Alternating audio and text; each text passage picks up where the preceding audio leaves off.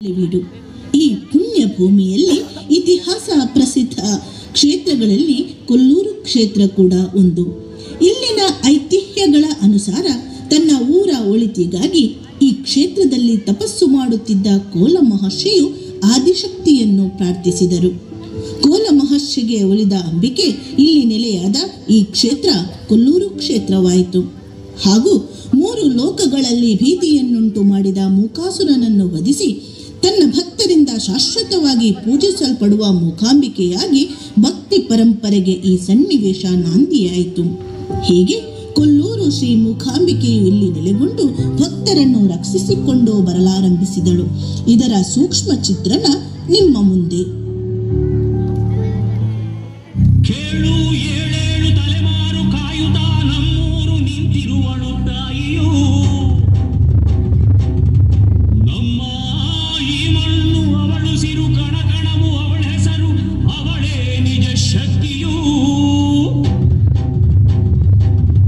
ಆ ತಾಯಿ ಬಂದಿಲ್ಲಿ ನಿಂತಾಗ ಒಲವಲ್ಲಿ ಆಯಿತಮ್ಮ ನಮ್ಮೂರು ದೇವಿಪುರ.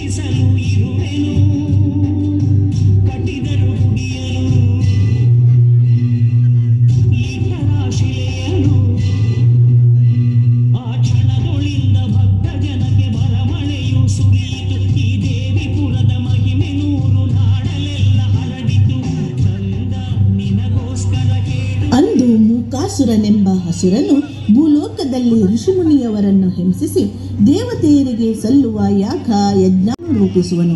ಮುಂದೆ ಇಂದ್ರಲೋಕದಲ್ಲಿ ಒಂದು ದಿನ ಇಂದ್ರನು ಸ್ವರ್ಗ ಸುಖದಲ್ಲಿ ಮೈಮರೆತಿದ್ದಾಗ ನಾರದ ಮುನಿ ಅಲ್ಲಿಗೆ ಆಗಮಿಸುವರು. ನಾರಾಯಣ,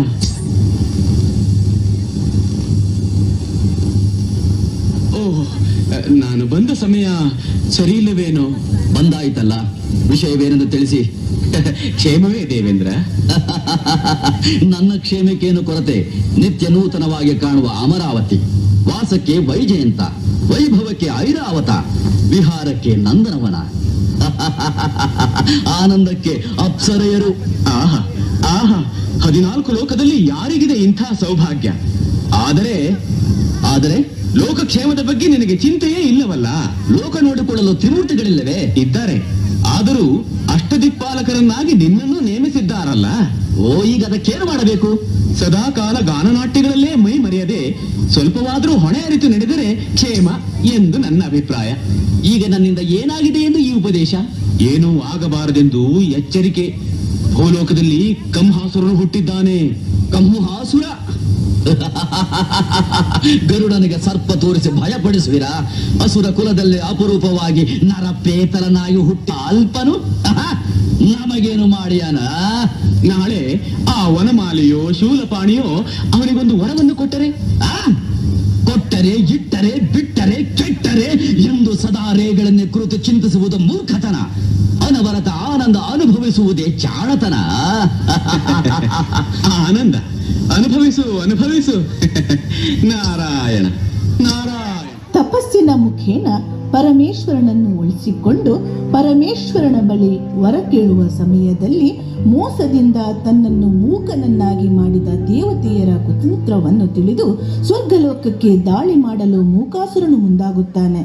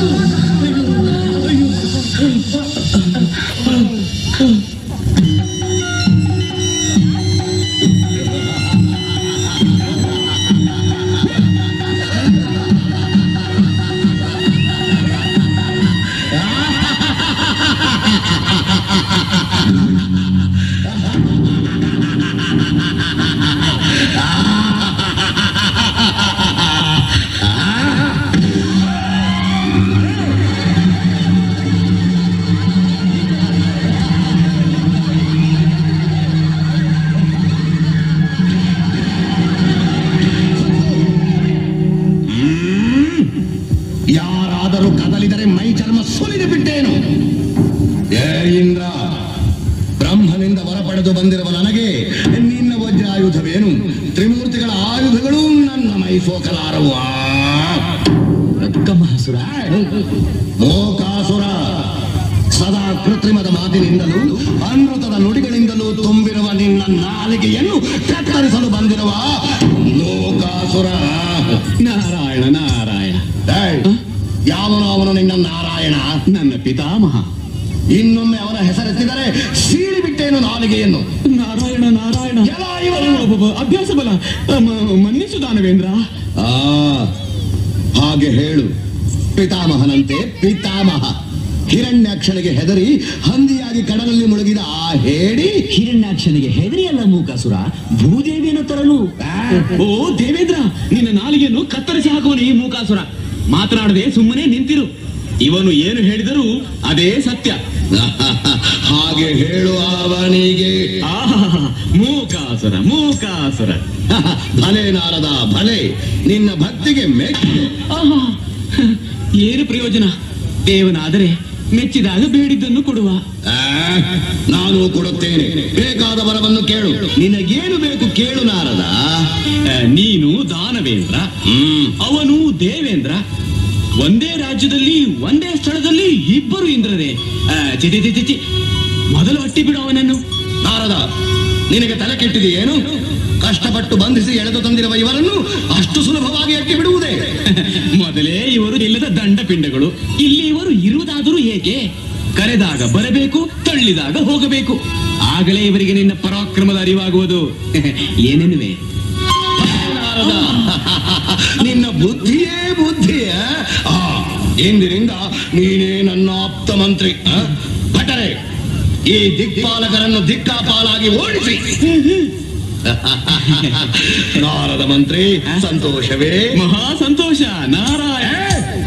ಮೂಕಾಸುರ ಮೂಕಾಸುರ. ಹೀಗೆ ಮೂಕಾಸುರನ ಅಟ್ಟಹಾಸ ತ್ರಿಲೋಕಗಳಲ್ಲಿ ಹರಡಿತು. ದೇವತೆಗಳು ದಿಕ್ಕಾಪಾಲಾಗಿ ಓಡಿದರು. ದಾರಿ ಕಾಣದೆ ತಮ್ಮ ಅಳಲನ್ನು ನಾರದರ ಬಳಿ ತೋಡಿಕೊಂಡರು.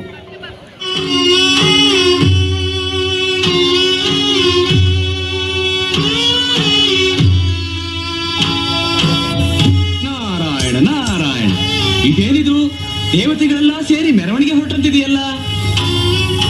ಏಕೆ ದೇವೇಂದ್ರ, ಮುಖವು ಬಾಡಿದಂತಿದೆ? ಬ್ರಹ್ಮಾಸುರನಿಂದ ಮುಂದಾಗುವ ಹಾನಿಯಿಂದ ಪಾರಾಗಲು ಈಗ ನಮಗೊಂದು ಮಾರ್ಗ ತೋರಿಸಿದರೆ ಸಾಕು. ಮೇಘವಾಹನ, ತಿಳಿಯದೇ ಕೇಳುತ್ತೇನೆ. ಯಾರು ಭಗವಂತನ ಸ್ಮರಣೆ ಪ್ರಾರಂಭಿಸಿದರೂ ನೀನು ತತ್ತರಿಸಿ ಹೋಗುತ್ತೀಯಲ್ಲ.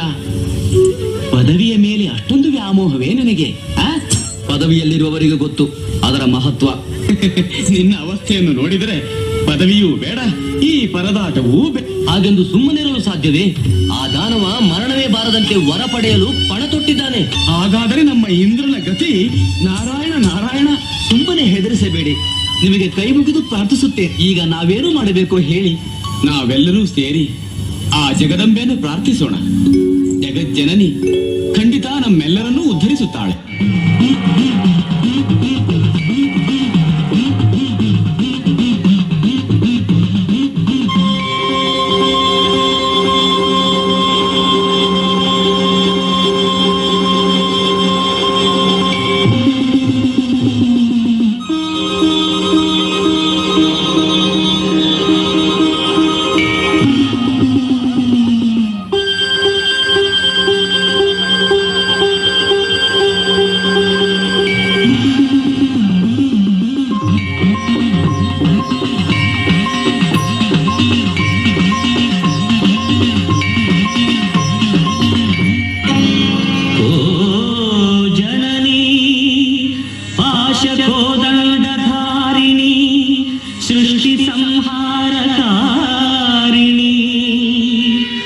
ಚಿತ್ತಕ್ಷೋಭ ವಿಮೋಚನಿ ಕೈಲಾಸವಾಸಿನಿ